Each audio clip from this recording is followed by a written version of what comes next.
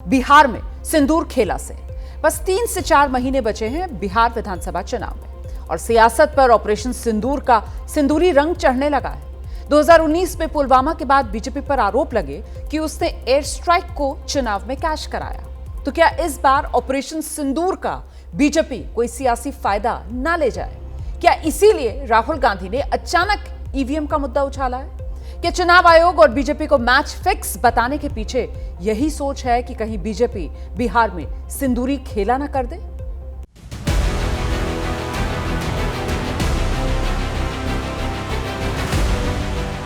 क्या ऑपरेशन सिंदूर बिहार में बीजेपी का बूस्टर डोज है? क्या बिहार चुनाव में ऑपरेशन सिंदूर जीत का फैक्टर है? क्या कांग्रेस मान चुकी है कि बाजी हाथ से निकल चुकी है? ऑपरेशन सिंदूर का बिहार से कनेक्शन देखें तो प्रधानमंत्री ने पाकिस्तान को मिट्टी में मिलाने का संकल्प यही लिया था और अब संकल्प पूरा हुआ तो एक बार फिर बिहार की धरती पर ही खड़े होकर कहा था, प्राण जाए पर वचन न जाए। और अब सवाल उठे हैं कि क्या कांग्रेस सियासत के इसी सिंदूरी रंग से डरकर बिहार में चुनावी बेईमानी का एडवांस माहौल बना रही है? क्या राहुल गांधी ने महाराष्ट्र की कथित बेईमानी को इसलिए मुद्दा बनाया ताकि कल को बिहार में भी हार ही नसीब हो तो उसका बहाना तैयार रहे? राहुल गांधी मौसम वैज्ञानिक अब नए हो गए। जनता एनडीए के साथ है। राहुल गांधी को ये पता चल गया है, इसीलिए ऐसी भाषा बोल रहे हैं। डर गया सो मर गया, वो मरे हुए व्यक्ति हैं। राजनीतिक दृष्टि से अब उनमें कोई जान नहीं।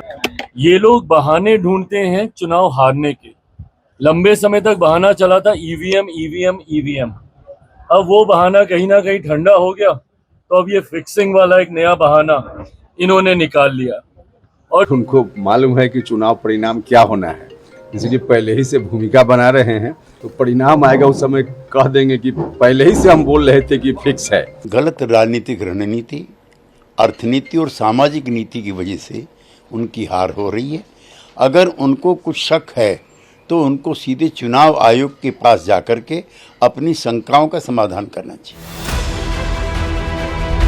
राहुल गांधी ने कल एक अखबार में लेख लिखकर महाराष्ट्र के चुनाव को बीजेपी और चुनाव आयोग की मैच फिक्सिंग बताया था। अंदेशा जताया था कि बिहार में भी यही होगा। इसी अंदेशे को आज कांग्रेस के साथ तेजस्वी यादव ने भी आगे बढ़ाया। जितने भी कॉन्स्टिट्यूशनल इंस्टीट्यूशंस, संवैधानिक संस्थाएं, सबको हाईजैक कर रखा है। चुनाव आयोग इलेक्शन की घोषणा करता है चुनाव की तारीखों का, उससे पहले बीजेपी की आईटी सेल को पता होता है कि चुनाव कब होना है। भाग्य से चुनाव आयोग सरकारी पिट्ठू बन गया है और जब निष्पक्ष चुनाव करवाने वाला चुनाव आयोग सरकारी पिट्ठू बन जाए तो इस देश में प्रजातंत्र अपने आप खतरे।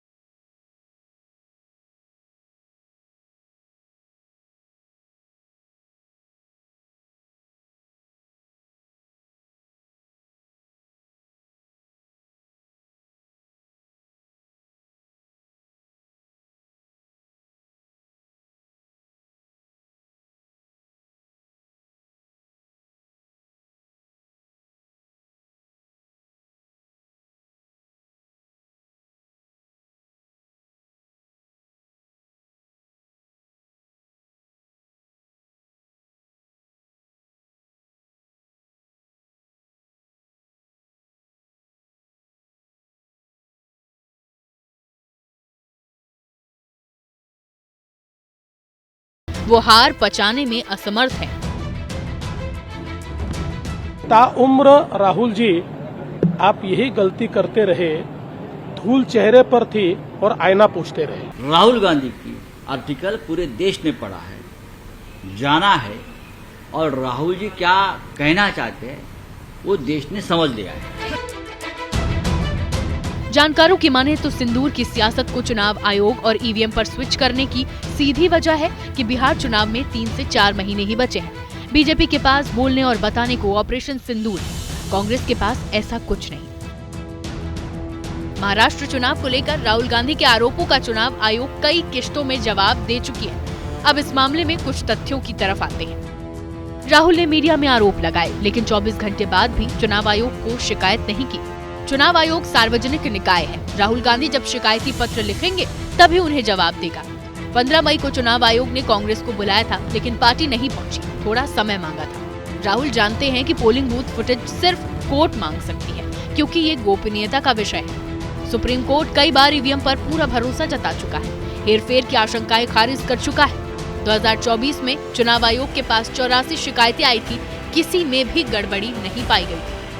2024 में लोकसभा चुनाव के बाद भी विपक्ष ईवीएम और चुनाव आयोग के खिलाफ सुप्रीम कोर्ट पहुंचा था, लेकिन शिकायतें खारिज हो गई थी। अब आता है सवाल वोटरों की संख्या बढ़ने का। चुनाव आयोग कह चुका है, ये अनोखी बात नहीं है। महाराष्ट्र चुनाव में 2024 के लोकसभा और विधानसभा चुनाव के बीच 5 महीनों में 40,79,529 वोटर बढ़े। प्रतिशत में ये संख्या 4.4% है। जबकि 2009 में भी लोकसभा और विधानसभा चुनाव के बीच 5 महीनों में 30,14,254 वोटर बढ़े थे, तब प्रतिशत में ये संख्या 4.1 थी। यानी 2 चुनावों के बीच वोटर तब भी बढ़े थे जब केंद्र में बीजेपी नहीं, कांग्रेस की ही सरकार थी। और केंद्र में मोदी नहीं, मनमोहन सिंह पीएम थे। राजनीतिक रूप से ये तर्क महाराष्ट्र चुनाव के वक्त ही रखा जा चुका है कि अगर ईवीएम में धांधली हुई होती तो कांग्रेस झारखंड कैसे जीत जाती और उसके पहले तेलंगाना, कर्नाटक में कैसे जीत गई। सवाल इंडी अलायंस के दलों ने भी उठाए थे, कांग्रेस उन्हें भी जवाब नहीं दे पाई।